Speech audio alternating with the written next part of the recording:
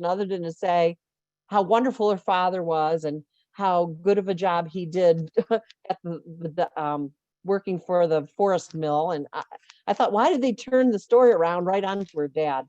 But they did it because they were basically saying, he's a good guy. Why did his daughter commit suicide? So I guess dad should have been able to prevent it. Minnie did commit suicide because her heart was broken and she could not imagine going on without this young man. Right after this happened, within months, there were stories of a ghost of Minnie Quay. And this is in the late 1800s. So Minnie was seen many times on those lonely shores of Lake Huron, walking along in a flowing gown, just crying out into the wind. And the people reported it pretty often. And as time went on, more people reported seeing Minnie. They saw her sobbing over her own grave in the graveyard where she's buried. And you know what? I forgot all about that we had a PowerPoint, but here we go. I'll find it. Because we got to this part and I thought of it. Hey guys, you want me to do this PowerPoint so you can see some of the stuff? Yeah, do the PowerPoint. Let them see. Just bear with me, okay? Anyways, there's me and Theresa. And this is just a picture.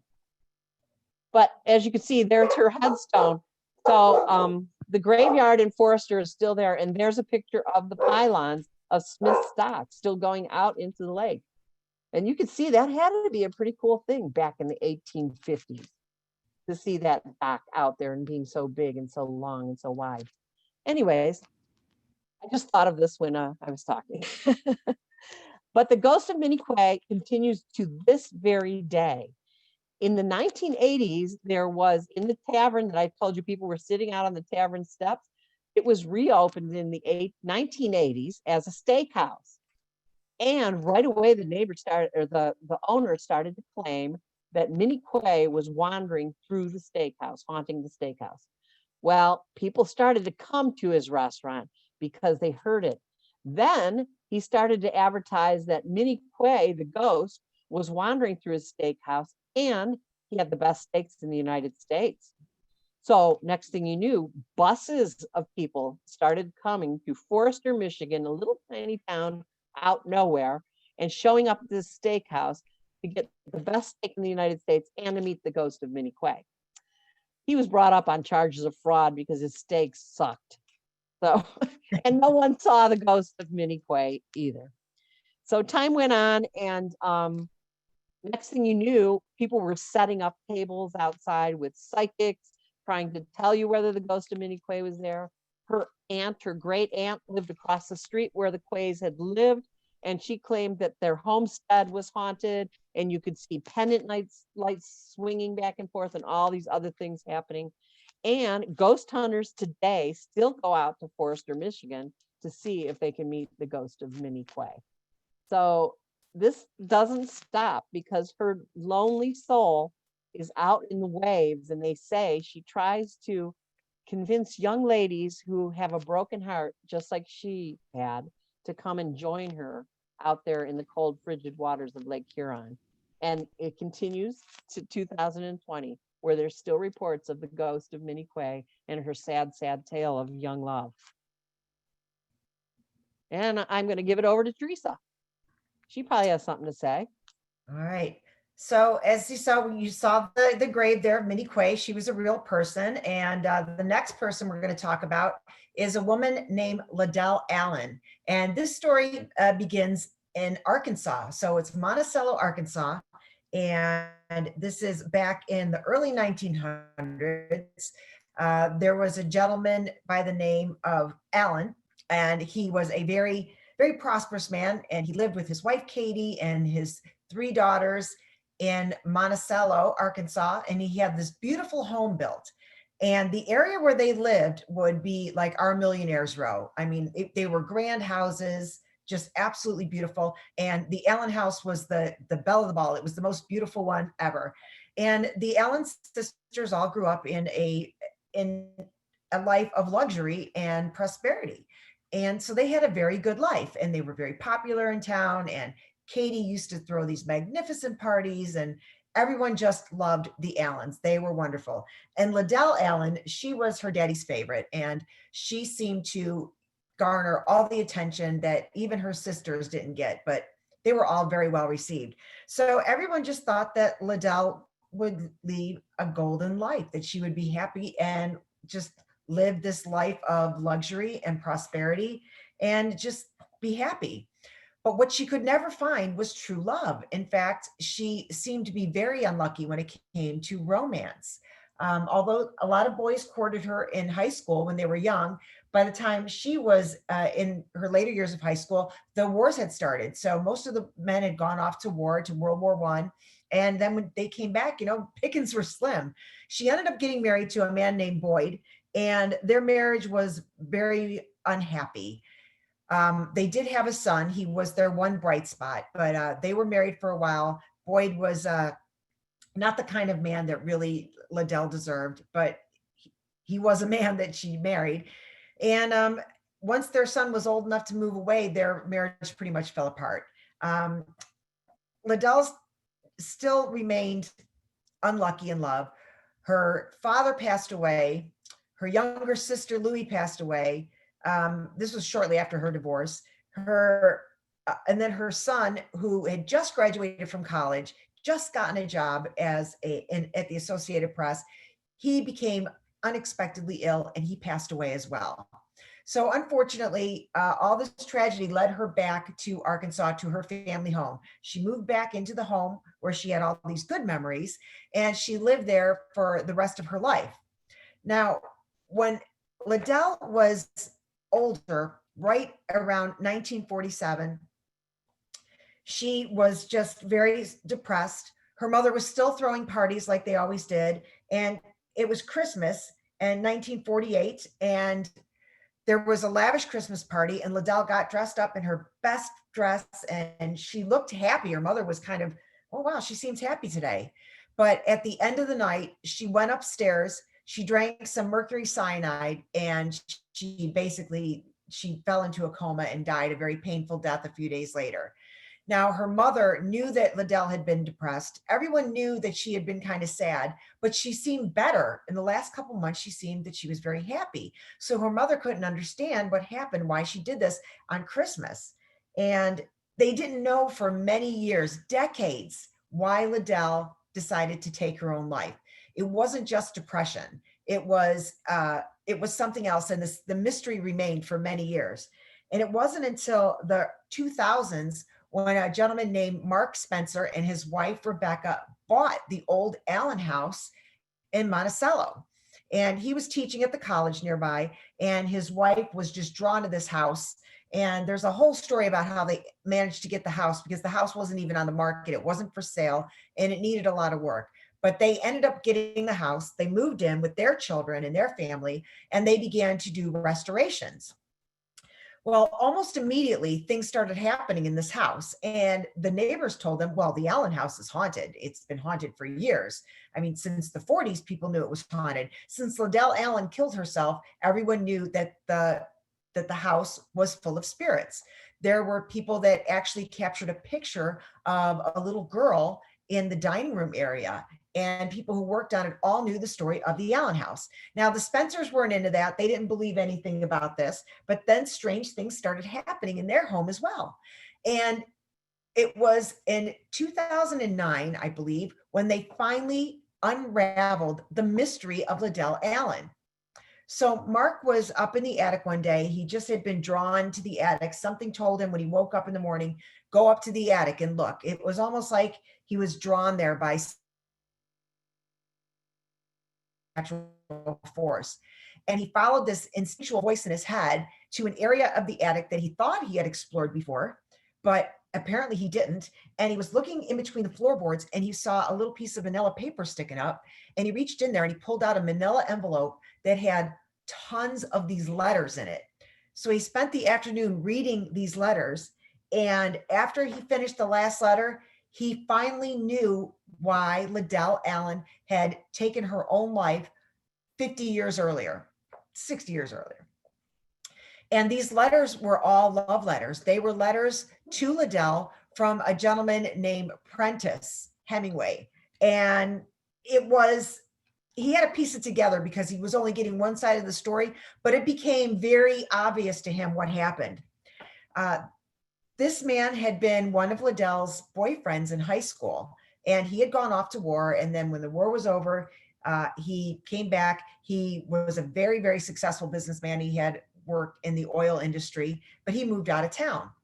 And then when Liddell had gone back to Monticello after her divorce and after her son died and after her sister and her father died, he ran into her again. And it just seemed fate had brought them together, and they began dating again, which is why Liddell seemed happy right before her death. But what was happening was they were carrying on this affair, and Liddell was completely in love. And it seemed like they were still teenagers again. But Prentice was married, and he had told Liddell that he was going to leave his wife for her. But of course, he wasn't. And he led her on for months and months and months. And Liddell finally gave him kind of an ultimatum and said, I don't want to go through another holiday without you. You need to leave your wife. And Prentice was telling her things like, oh, it's not going to be as easy as I thought. She's very fragile. I'm afraid she might hurt herself. She's going to take me to the cleaners in the divorce. I'm going to lose my position in the company. He seemed to have a million excuses. And I guess she had given him an ultimatum on that Christmas that you come this Christmas to see me and we tell everybody about our love, or that's it. And he never showed up. And that's why she took her own life. And these letters proved it. And the Spencers published these letters, and they actually wrote a book called A Haunted Love Story that go through the details of Liddell's life and the letters themselves, and then what happened in the house. Now, the Allen house has become popular since Mark Spencer told his story on national television and put out this book. And there have been many different ghost hunting teams that have gone there. They open their house for paranormal exploration and for tours. And many things have happened over the years. Rebecca Spencer has seen a woman in the house. They actually saw a spirit of a woman waving from the window when they were looking to purchase the house before they knew it was haunted. Ghost hunters have come in there and they have caught an EVPs of a woman whispering and all sorts of things happening. And they say to this day, the Allen house is still haunted. So I think they still open it up. I know that the Ghost Brothers had gone there and done one of their episodes, and so had some of the other paranormal shows. Cathy and I have not been out there yet, but we'll get out there one of these days. But it's a really tragic story that it kind of proves that, money doesn't buy happiness, and love can't be bought no matter what. So I really like that story of Liddell. My heart breaks for her. She had to wait till she was in her 50s to find her true love. And then he wasn't really her true love. He stayed with his wife for the money. So kind of a sad, sad, heartbreaking tale. And I have to apologize because my cat has wanted to participate. So she has been participating by running the PowerPoint show by herself. So I just had her locked in the back room, and she's going to be angry at me now, but too bad. We've seen her tail going back and forth. I know, she just keeps on jumping into the scene. The cat doesn't care about me if it's not the computer. Then she cares. But yes, and I love the story of Liddell Allen and how it all came around to them finding out the truth of what happened to her. And this is another one that at the end, the truth does prevail. And this is the story of Grace Brown and Chester Gillette. And Grace Brown, and these are their pictures. Grace was actually a farm girl. She lived in South Atstellic, New York. And she lived on a farm. She milked cows. She gathered eggs, took care of her brothers and sisters, hung out the wash. That was her job. When her older sister Ada married, she actually moved to the big city about 30 miles east of South Atstellic. And it was in Cortland that she moved to.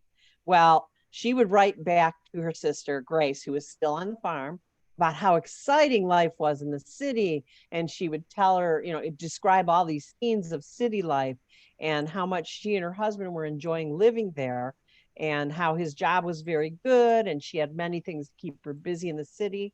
And Grace just yearned for more than being a farm girl.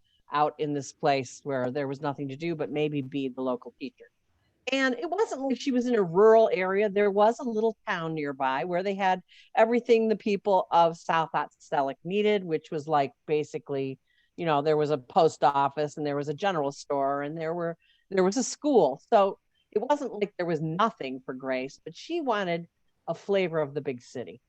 So she wrote to Ada and said, I would like to come out and live with you. And Ada invited her. And she did ask her parents, and they agreed that she could move in with her sister and her brother in law and try to start a new life. Well, she moved in with them in Cortland, and it happens that this was the industrial age, 1904.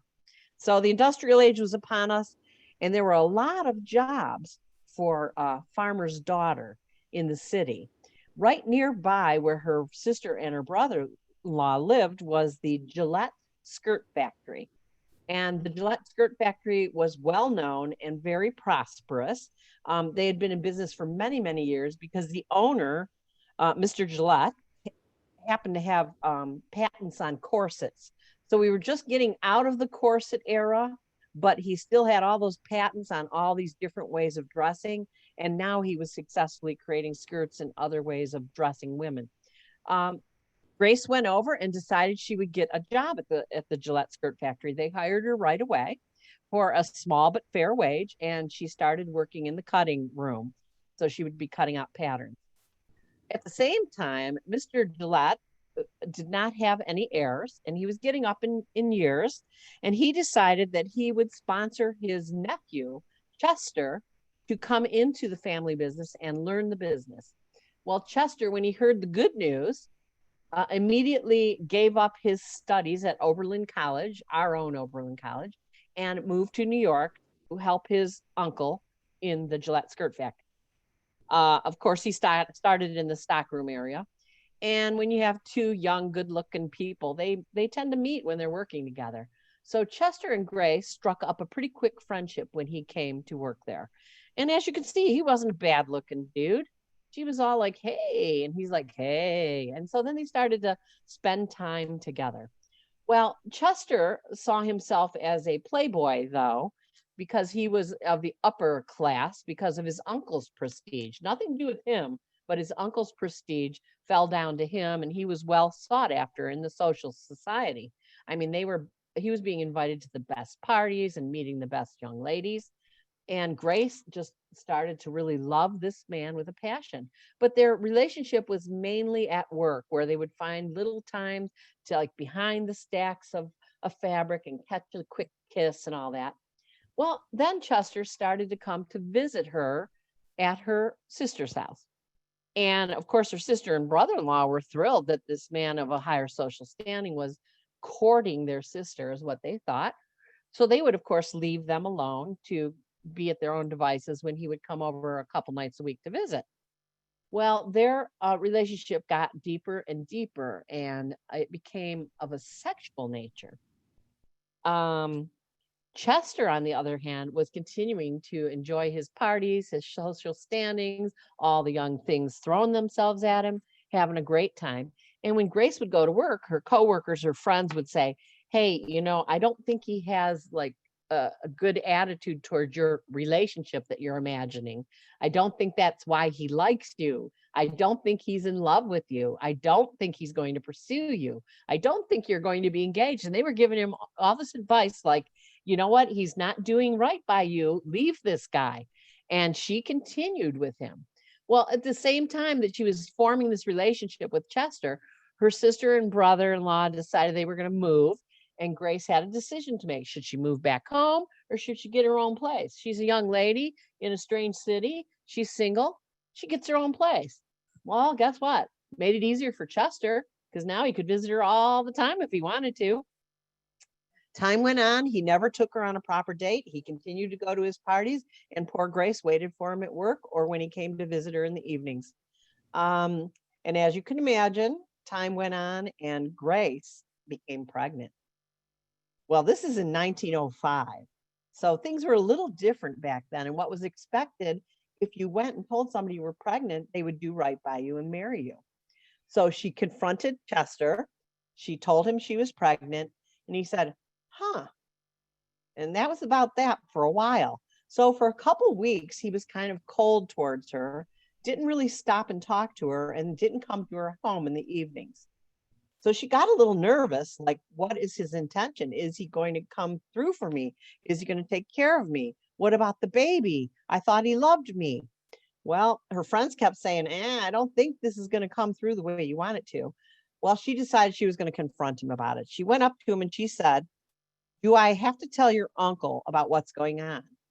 Well, all of a sudden, then Chester was like, whoa, wait, we don't have to bring my uncle into this, do we? Let's see, we could work this out. Let me come up with a plan. I think I know what we could do. Let me think about it. Why don't you go home to your family's farm for a couple weeks while I come up with a good strategy and plan on how we can handle this? So, taking him at his word, she went back to her family farm, where she proceeded to sow a massive trousseau, because in her mind, Chester was going to do right and he was going to marry her. As she waited, she didn't tell her parents, didn't tell anybody what was going on in her life. And Chester did not write her as regularly as she wrote him. She wrote love letter after love letter, and they got darker and darker because her despair was growing from not having a lot of word from him. He would even say, hey, I'm going to meet you for a date and I'll be there and we'll talk, and not show up. So she started to write, I feel like I should die instead of being in this situation. I feel like my life is over. If you don't come and get me, dear, I will for sure just die of heartbreak. And the letters got darker and darker. Well, he would write her occasionally like, yeah, I'm coming, don't worry. He finally wrote her a letter and said, I came up with a plan. Meet me at the depot. We're going to take a train up to the Adirondacks, and I'll unveil my plan to you at that time. Well, she was excited. She was exuberant. She knew this was it. Finally, he was going to, ask her to marry him. She packed her whole trousseau that she had carefully sewed with many beautiful dresses, and got down to the train station, jumped on the train as it was pulling out, and there was Chester. He was there, a man of his word, huh? Very nice. They started on their train, and they had to stop, I think, the first night in Utica, and they checked into a hotel, and he put them as Mr. and Mrs. They went a little further and they stopped at a hotel again, Mr. and Mrs. He didn't write his real name though. It wasn't Gillette. It was like, it would match his luggage. So it would have a C and a G, like, Christopher Gaines or something like that. So he would try to make it look real. And then on the third night, they arrived at Big Moose Lake in New York. And this is up in the mountains, a beautiful, beautiful lake, endless lake. And they went in and he registered, but he registered her under her real name. So it was a little confusing, and it wasn't keeping with what was going on. At this point, he hadn't talked about marriage yet, but Grace was still like, I know this is going to happen. They registered and he went down, they walked down to the shore of the lake, and he saw a little rowboat place. He's like, let's rent a boat and we'll go for a row out on the lake. So they did rent a boat, and when they were getting in the boat, Grace thought it was a little weird that he had his tennis racket, his camera, and his suitcase with him. She was like, okay, well, he just didn't put it in the room, I guess. And it ends up that her trunk didn't get off the train and went on to the next city. So she didn't have anything to put in the room either. So off they went on their little rowboat excursion for the day. Many people reported seeing them rowing out on the lake, just like any other couple in love. They pulled off and sat on the shore for a little while and rowed all around every inlet, and just were out for the whole day. That evening, it was getting dark, and the man who rented the boats was surprised that they had not come back, this couple. So he did look around for the boat and couldn't see anything. It was already dark by then. He said, first thing in the morning, I'll see what happened. Maybe they just pulled the boat up and walked away. I don't know. The next morning, he did go out looking. And as he searched for the boat, he happened to see it off in a little inlet. And as he got closer to the boat, he saw a body in the water.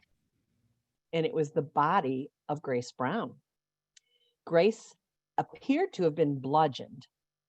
And here she was in 9 feet of water, and she was dead. There was no sign of Chester Gillette. Nothing was reported. They searched for Chester Gillette with no evidence that the man was anywhere nearby. They pulled poor Grace out of the water. She went to the coroner's department and they kept searching for Chester. They found Chester a couple miles away at a big party at a hotel with his bags, like he had not a care in the world, just partying his butt off. And they promptly arrested him for the murder of Grace Brown, which he denied all the way. He said, of course I'm at the party because Grace told me to leave. She didn't want to see me anymore. Well, they were like, not buying this. Sounds pretty much like you murdered the poor girl, and took him away to jail. As the coroner did go through the inquest and did go through doing her autopsy, he found out that it appeared, in his opinion, she had been hit in the face with a tennis racket, and that she was indeed either in a coma or unconscious, and she actually drowned. Well, Chester happened to know that Grace was afraid of the water and could not swim. So when they interviewed Chester, during his trial, of course, Chester got up on the stand and did, say, I'm telling you, I told her that she would have to tell her parents she was pregnant, and she got so upset that she jumped in the water and drowned herself. Well, he happened to be a champion swimmer at Oberlin, and they were like, is there any reason that you didn't help her out of the 9 feet of water and back into the boat? And he had no answer at that point. When the defense got up there, the prosecutor, they got up there and the doctor handed a jar to the prosecutor, and this big jar came over to the stand and they set it down. And they said, could you tell me what this is, doctor? And the doctor said, yes, that's the uterus and unborn baby of Grace Brown. Well, everyone was crying. Everyone was upset. Then the prosecutor started to read some of the letters that she had written to stupid Chester Gillette, who saved her letters. And they were just heartbreaking. The man was tried and convicted by the newspapers long before the trial happened. In fact, they were afraid that the people were going to break into the jail and lynch him right outside the jail. So the evidence was fairly, compelling that Chester Gillette had indeed done this. He was found guilty and he was sentenced to death, which they did carry out the sentence. After all this happened, lots of weird things started happening in the jail cell. And this was reported again, 1905. So this was reported right after all this occurred, kind of like Minnie Quay's story. It's not like we waited 100 years later till ghost hunters came around. No, this was shortly after he had been executed. They started to have reports from the jail. The prisoners would say, there's a man standing in my cell with me. And then after a few times of this happening, one of the prisoners said, I recognize the man standing in my cell. It's Chester Gillette. Next thing you know, men are screaming out at night because this ghost is in the cell with them. And the warden got so upset that he finally said, leave that cell empty unless if we have an overflowing prison, because I'm not going to do this anymore. Because everyone would scream, moan, and cry if they had to be in Chester Gillette's cell because he was visiting them regularly. And this is in Herkimer, New York now, is where the trial was and where the courthouse and the jail was. Well, not only did that happen with Chester, but around Big Moose Lake to this day, people claim to see a lady in white around the lake. It's even said that on misty nights, you will see a boat out there and it will appear that it's empty. So you're not quite sure what it is you're seeing, why you're seeing an empty boat out on the lake. But suddenly a woman will appear, an apparition, and she will fall into the lake.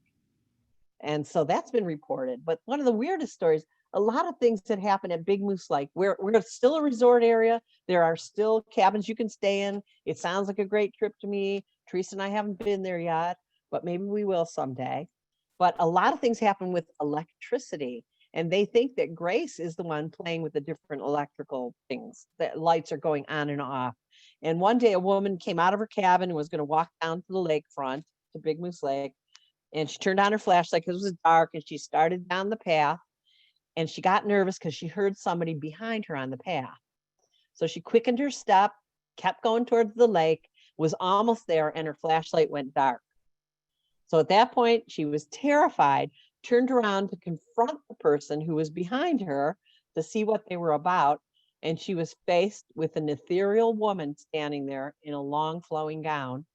And she said, I recognized Grace Brown, and she disappeared. And then she ran back to her cabin, and that was the end of that. But these ghostly apparitions of Grace and Chester both seem to continue to today. And this story was so sensational that actually movies and stories have come out of it. And you know, I didn't do my homework well enough because I can't think of the name of the movie that had Elizabeth Taylor and Montgomery Ward and Shelley Winters in it. And it was Something in the Sun. But the movie was actually based on Grace Brown and Chester Gillette. And it actually was on TMC like a few weeks ago. So it was a very famous award-winning movie. And I wish I could remember. A Place in the Sun. Place in the Sun. I think that's it. So this story inspired a lot of people to go on and write other stories. And it inspired people to still write stories today of their ghostly encounters on Big Moose Lake. So if you want to go on a good vacation, I can suggest a piece of property up in the Adirondacks that you might like. And this is what Big Moose Lake looks like. It's beautiful. Except for all the ghosts. The ghosts are cool. That's why we would go there. I like that story. What's interesting is a lot of these people we're talking about tonight, you know, these things happened 100 years ago, and we're still talking about them today. We're still remembering the people that that inspired these stories, or these real people that have become these ghosts. I mean, that's a way that we've remembered them. We're honoring their history, even though their stories may sometimes be sad. Now, this next story is a little bit different than the other stories in the book, because it's not so much about a ghost that haunted somebody. This is the story about how a ghost solved her own murder. And this is also a documented case in the United States judicial system where a testimony from a ghost was accepted as evidence. I mean, this was a groundbreaking case. This is basically the United States judicial system saying that yes, ghosts exist, because we're accepting this crazy story as evidence. And this is the story of Zona Hester Sue, and it's a sad story. So this is in West Virginia. So it's the late 1800s in Greenbrier County, West Virginia, which is a very rural county. And there was a girl named Zona. That was not her real name. That's her nickname. She was very devoted to her mother, Mary Jane. And when Zona grew up, she wanted to get married like all the other girls in town and basically be a mother and be a wife and keep her family right there in West Virginia like her mother had done. And so she ended up getting married. She was in her early 20s. She married a man named Erasmus. They called him Trout. And she stuck around right near where her mother had raised her in Greenbrier County, West Virginia.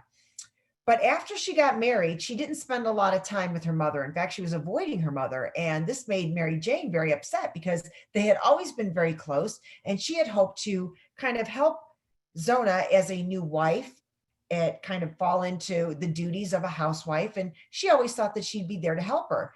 But Zona was avoiding her. And she couldn't figure out why, but she thought it had something to do with her new husband.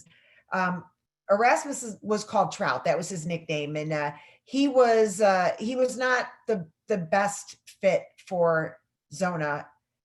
Mary Jane just didn't like him, honestly. But Zona said, "Oh no, I love him, Mom. We're very happy together. This is great. We're fine. We're just absolutely fine." But Mary Jane thought that there was something up. She didn't think that Zona was as happy as she claimed to be, but she had no proof otherwise. And then one morning, in 1897, the neighbor had gone over to the Sue's house to collect the eggs like he had done every morning.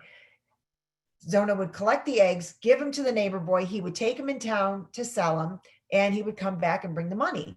And Erasmus was at his blacksmith shop, and the neighbor boy's name is Andy. He went over, knocked on the door, and there was no answer, which was unusual because he was there at the same time every day. Knocked again, still no answer. And he looked around, he noticed the house was dark, And he knocked and he yelled, Miss Zona, are you here? And he pushed the door open a little bit. And when he opened the door, he was shocked to see the sight of poor Zona Hester Shue laying on the floor, dead. He dropped his basket. He ran back to his mother. He said, something's wrong with Miss Zona. She came over and they found Zona dead.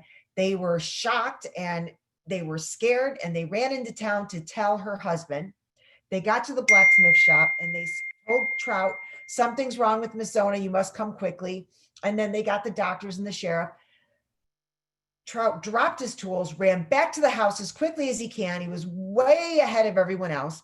By the time the doctor and the sheriff and the neighbor had gotten back to the house, they found Trout just caressing the body of his dead wife. And he was just bawling, crying and crying and crying.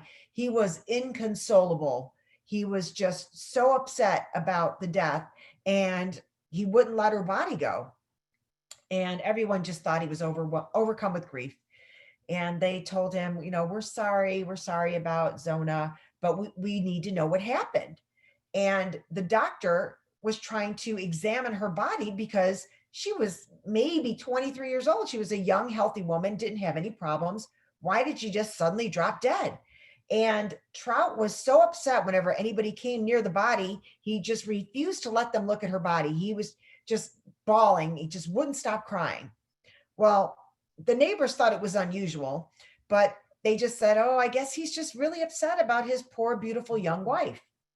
Well, word got back to Zona's mother, Mary Jane, about her daughter, and she was just completely upset, very livid. By the time she had gotten to her daughter's house, Zona had been redressed by her husband, not by the women folk, which usually that would be the job of the family members to dress the body of a female who had died. It wasn't appropriate for her husband to do it or for any man to do it. And even as her body laid out in the home, because that was customary back then, you would have your wake in your own house. Nobody could get near the body. And Mary Jane knew something was up. She could tell right away that something was wrong. And whenever anybody got too close to the body, Trout would run over to it and start fiddling with it and just crying, don't leave her alone. She looks so peaceful. Don't touch her. And Mary Jane wondered why she was dressed in this strange outfit. She had a very high collared dress and a ribbon around her neck. And Trout said, well, that was her favorite dress. And Mary Jane, her mother, knew this wasn't correct. That wasn't her favorite dress. She never dressed this way. This is ridiculous. But everybody just chalked it up to him being upset. And they had the service and they laid Zona Hester Shue to rest in the graveyard. But Mary Jane knew that this wasn't right, but nobody would listen to her. She thought there was something funny about it. Nobody listened. They never had any proprietor appearances that there was something wrong. She never complained to anybody about her husband. They just thought that Mary Jane was just upset about her daughter's death. So a few days after her death, after she had been buried, Mary Jane was sleeping and she woke up and she saw this light at the end of her bed. And the light grew brighter and brighter and brighter and morphed into basically a ghost. And this was an apparition of her daughter, Zona. She was seeing her daughter. She thought she was dreaming at first. She slapped herself, but she was awake. And it was Zona pleading to her mother, mother, I shouldn't be dead. This is wrong. This is wrong. You need to help me. And then the spirit disappeared. The next day, the same thing happened. Mary Jane woke up, saw this strange light. The light grew and grew and grew and morphed into this vision of her daughter. And again, it was Zona's spirit pleading to her mother. I demand justice. This is wrong. What happened to me was wrong. I didn't just die. And this happened for 4 nights in a row. And at the 4th night, the spirit of Zona told her mother what happened. She said that she had been murdered by her husband, Trout, that their marriage was not a happy one, and that he got angry with her because she didn't appreciate what she had made for dinner. And he took out his anger on her by hitting her. And at this particular night, he grabbed her by the throat and he choked her until she died. And it was all an act what she was doing. Well, Mary Jane was convinced that her daughter had been murdered, and she went and she told the sheriff, uh, Zona was murdered. Trout murdered her. And he's like, well, how do you know this? She said, well, the ghost of Zona told me. So they thought Mary Jane was crazy. I mean, the ghost of Zona told you? This woman was nuts. She was just full of grief for her daughter's death. But she persisted and she wouldn't let it go. And she kept going back to the doctor, back to the sheriff, back to anybody who would listen, that Zona had been murdered and that her body must be exhumed and it needed to be re-examined. The coroner actually did examine the body, but he barely got a look at it because of the way she was dressed and because of her husband's complete attention to it. So they're listed the cause of death as a everlasting faint, which is just their way of saying they had no idea how she died.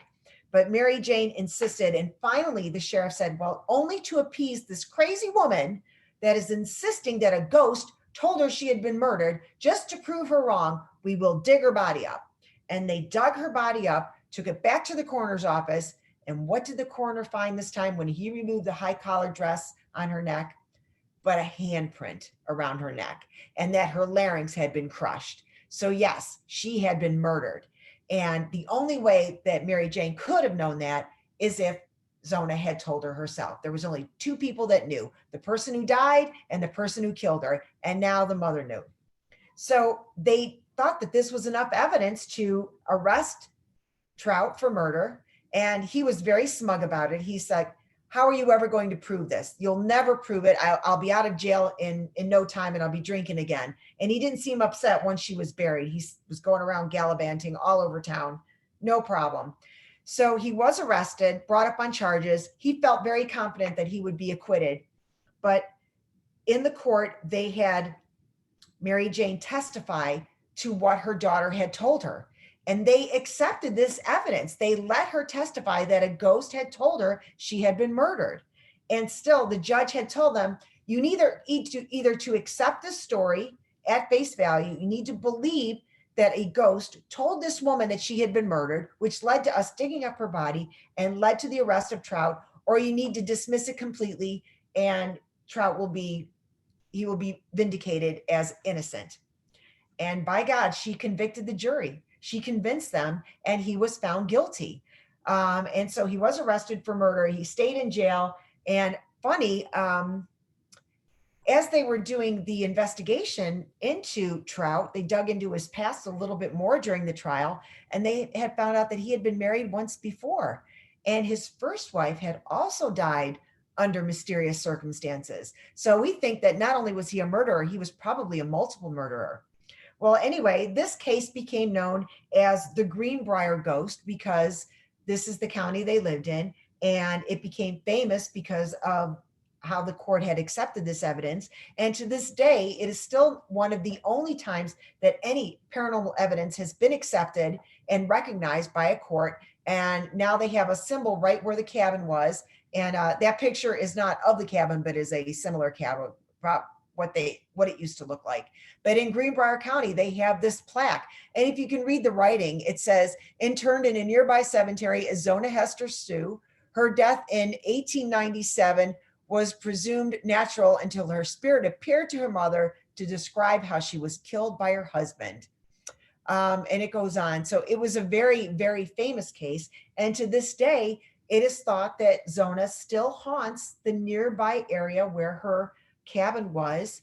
And I think she's hanging around so people know that, yeah, I was a ghost. And now I think she rests in peace because her murderer was put to justice. But I think she likes now that she's become famous for this. So her young life was taken, but now she is forever immortalized as the Greenbrier Ghost in West Virginia. So I love that story. I think it's fantastic that we have a court of law accepting this evidence. It's amazing. Yeah, and you said you're sure it hasn't happened again, right? No, actually, there was one when they tried to get a case of murder by demonic possession. That the Warrens, Ed and Lorraine Warren, tried to convince a court to accept evidence of demonic possession for a boy who had murdered somebody, and it was thrown out. So it was not accepted at that time, but it was also brought at that time. And I think that was in the 80s maybe, Yeah, I think I remember this. but that was not accepted as evidence. But they were convinced that this boy was not responsible for what he did because he had been possessed by demons. But the judge said, absolutely not. I'm not accepting that. But it is Yeah. interesting. And then we have cases of blighted properties not being able to be sold because they are, say, if a house is haunted and you don't disclose that you don't have to stick to your contract of the sale of a house or the buying of a house. So in that sense it has, but times haven't changed much over the years. But that's interesting because we do have to reveal if our house is haunted. So Right. therefore, there are ghosts, right? That's the We're best way, yeah. we're going to finish up with something a little bit different than these love stories we've been telling you about people, but we're going to tell you some love stories involving animals. And Theresa has a really good one, and I'm going to tell you one you might be familiar with. And this is the story of Sentinel, the lighthouse cat. And if you're familiar with the Fairport Harbor Lighthouse, that is where this story takes place. In Fairport Harbor, we've had a lighthouse for a long time. Since the late 1830s, there has been a lighthouse on the property. And it was very important early on as Fairport was being settled, because there, you know what it looks like on the shore there and how there is that outcropping of rocks and things. So the Fairport Lighthouse was an important beacon for the town of Fairport. It was manned by actual lighthouse keepers through the years because they were the ones who had to turn on and off that light. And at one point, there was a family known as the Babcocks. In fact, they were famous because Captain Babcock was the lighthouse keeper. His son was the lighthouse keeper, and then he went back to being the lighthouse keeper. So the Babcocks were an important family to the Fairport Harbor Lighthouse. And when they lived there, he and Mrs. Babcock had a happy life with their two sons.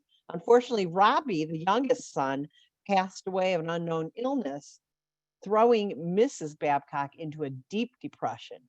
You know, the lighthouse keeper's house is right there. If you've been there, you'll know that the house is now a museum. But she took to her bed in a deep depression after her son died, refusing to come out of her room ever again. And while she was in there, her husband worried because she was alone and she was deep in her thoughts. And he wanted to find a way to keep her occupied or to get her mind off of things. And she loved the animals, but she especially loved kitties. So when he would find stray kitties or the farmer would stop by and have some kittens, he would promptly deposit them in Mrs. Babcock's room to keep her busy and to keep her have companionship. Well, she grew to have a great number of cats keeping her company. Unfortunately, the depression she felt from her son was so great that she did finally die of what they said was a broken heart. Well, the kitties kind of wandered away. Captain Babcock at that point did not care any longer, and the kitties were kind of gone, except for this one gray cat that for some reason really missed Mrs. Babcock and hung around at the house much longer than the other cats. And finally, they were all gone, and Captain Babcock, of course, moved away, and that was that, the kitties of the lighthouse. Well, let's fast forward to many years later when the very first maritime museum in the United States was opened at the Fairport Harbor Lighthouse. At that time, they had a curator for the museum, and she was installed in the lighthouse keeper's house. So she lived there. And while she was living there, she would go to the trustee meetings they would have each month and have different strange reports. The one trustee meeting, and this is in their minutes, she was sound asleep in her room when suddenly she felt something jump onto her bed. And they said, well, what did it feel like? And she said, it felt like a cat jumped onto my bed. Well, this happened a few times, but then at the next trustees meeting, she went on to explain there was a gray wisp of smoke that she would see around the lighthouse keeper's house.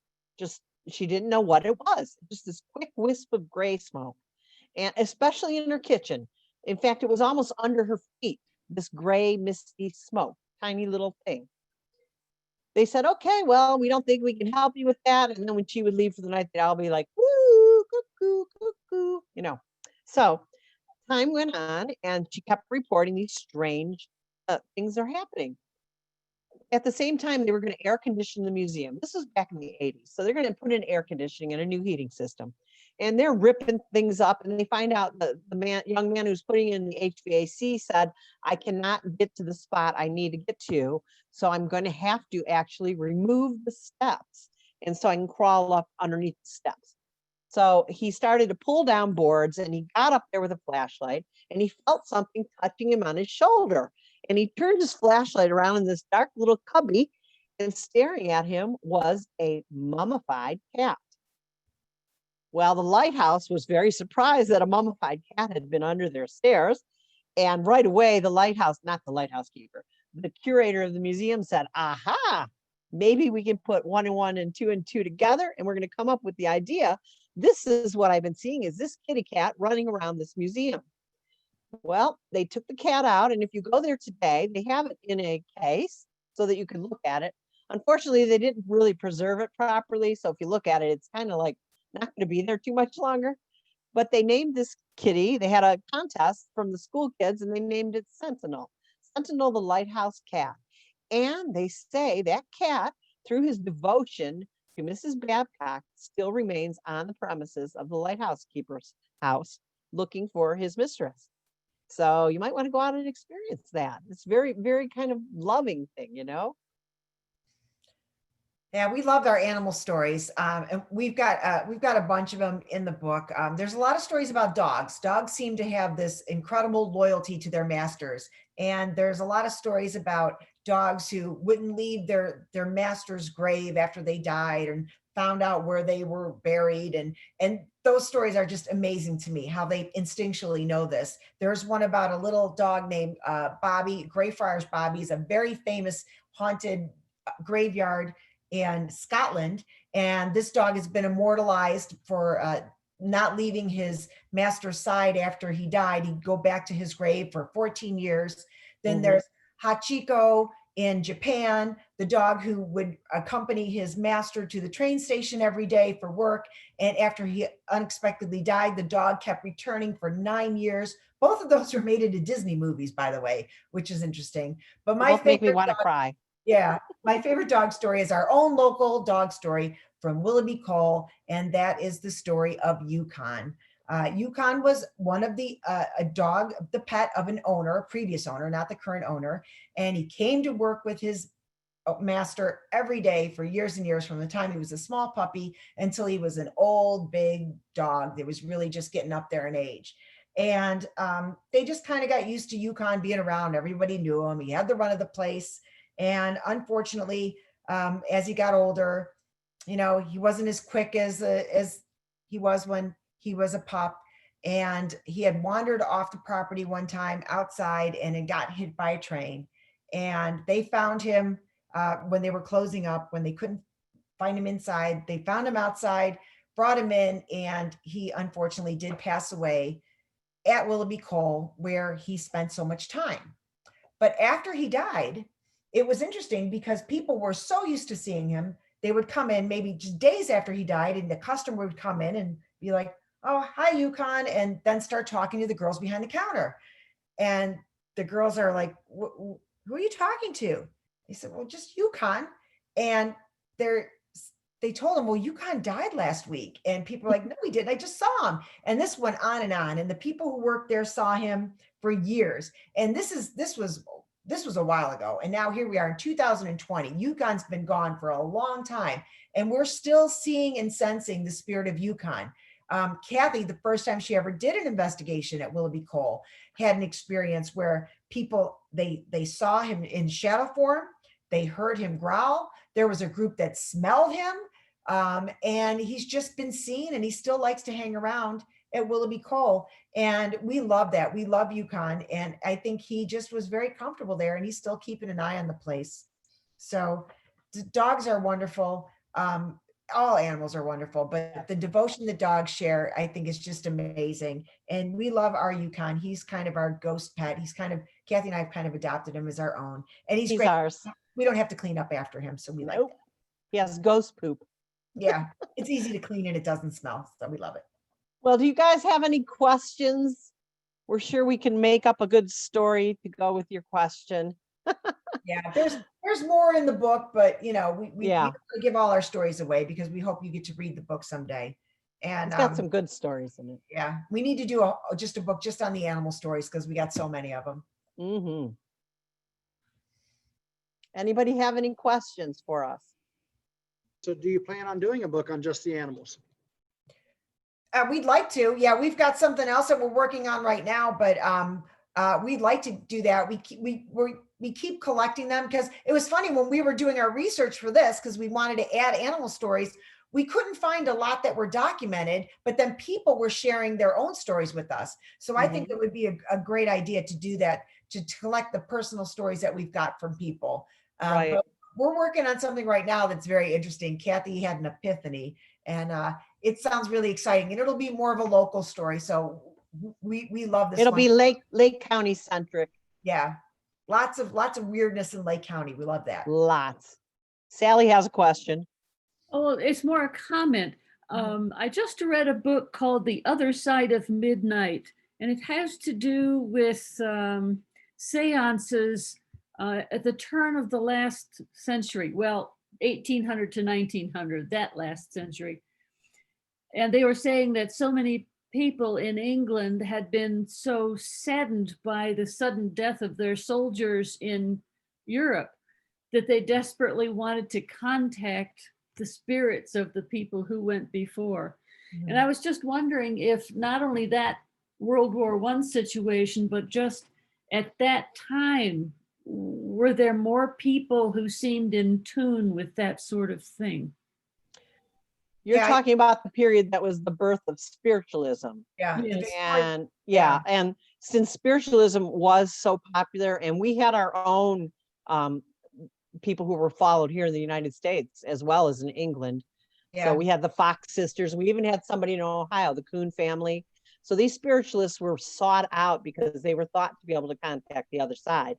And as you said, people were missing their loved ones who had been suddenly taken with them, had to have contact and could not find a way. So these spiritualists and mediums would come around, and some appeared to have some ability to contact the other side. Many through the years were found to be charlatans and just, making it up. But some of them, I've read their stories, and it's very compelling that they seem to be able to discover personal information about your loved ones. I will tell you, someone who was a big believer in seances was Abraham Lincoln's wife, Mary Todd Lincoln.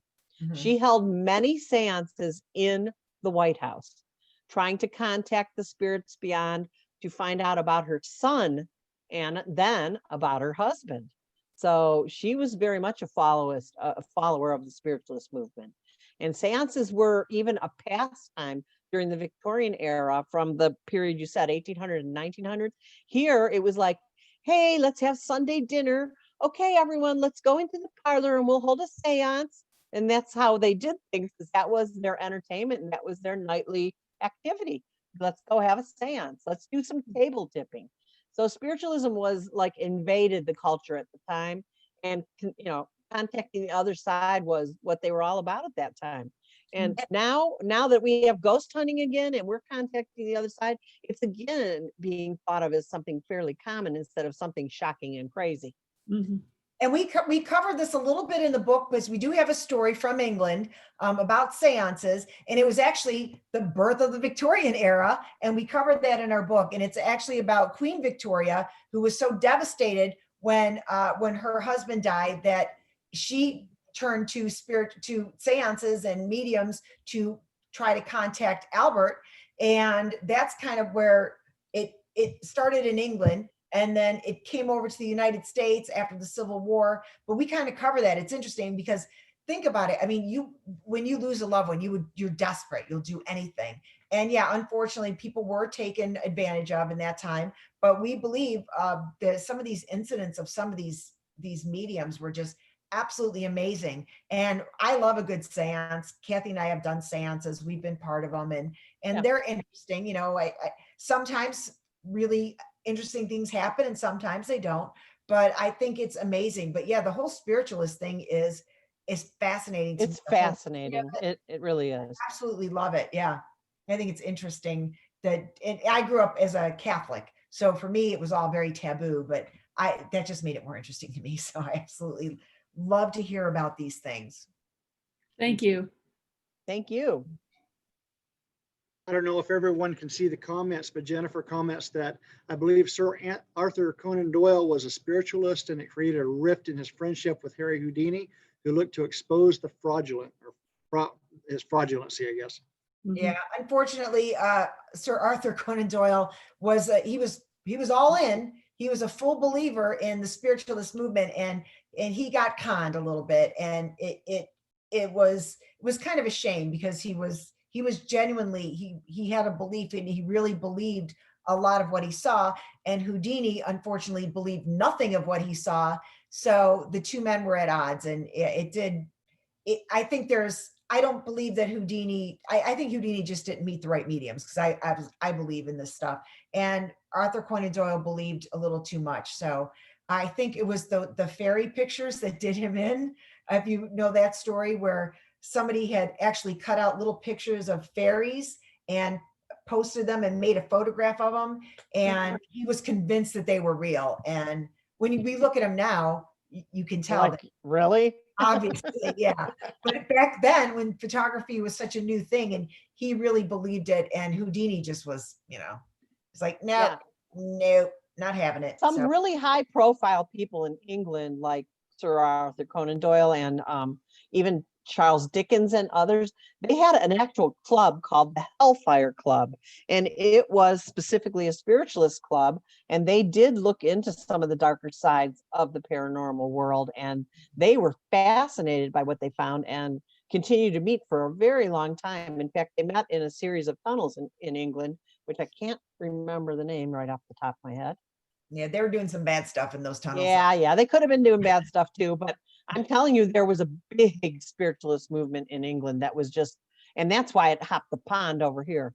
I mean, in Queen Victoria, which at the time, she was setting the pace for the culture, and her medium was actually living in the royal household. Mhm. In fact, when she died, I mean, that was the only person she cared to have with her was Mr. Brown, who could supposedly speak to Albert every day. And Victoria asked Albert for advice all the time. So therefore, depending on what you believe, either the advice was coming from Mr. Brown or from Albert through Mr. Brown. And that's how she finished out her reign without her husband, was having constant spiritualist contact with her husband. Interesting. Yeah, I'm not really a history buff at all, but I think this is the same time as Rasputin also, with Tsar Nicholas II. It could be. I'd have to look that one up. That one I'm not I good think with. he was about that time. Okay. There was a lot of interesting things happening back then. I find it, and now that we can safely talk about it, I mean, if we would have had this talk like let's say 20 years ago, you would all been like, yeah, wacky ladies who are kooky. How fun is this? But now it's like, no, people actually are like, there is a possibility that there might be something to the whole paranormal world, the supernatural world, that we really don't understand, or we know a fraction of what's going to be revealed someday. Unfortunately, all parties here will probably be past by then, but hopefully someday they'll uncover more than we know now. We're just scratching the surface right now. Thank you. Thank you. Any other thoughts or questions?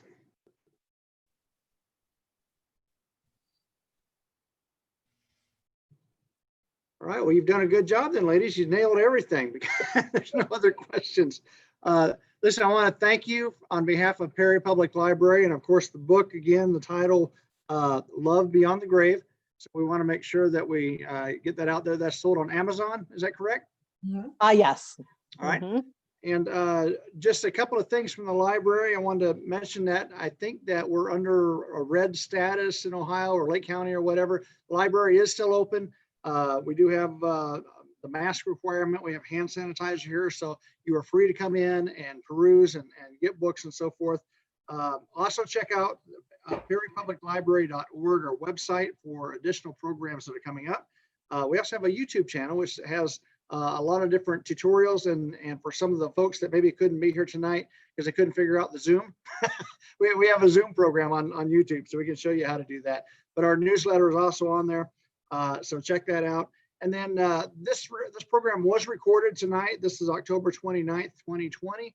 And so this is recorded, and it will be one of the YouTube programs available on our website as well. So you'll see it. Unfortunately, I remember that halfway into the first story. So my apologies, ladies. Whoever was talking first, Cathy, maybe it was you. I Yeah, didn't get the very beginning of that. But anyway, we got the most of it. So the good stuff. that's funny because you remembered the second I remembered I had a PowerPoint. So Just about true. Any final thoughts from either of you ladies?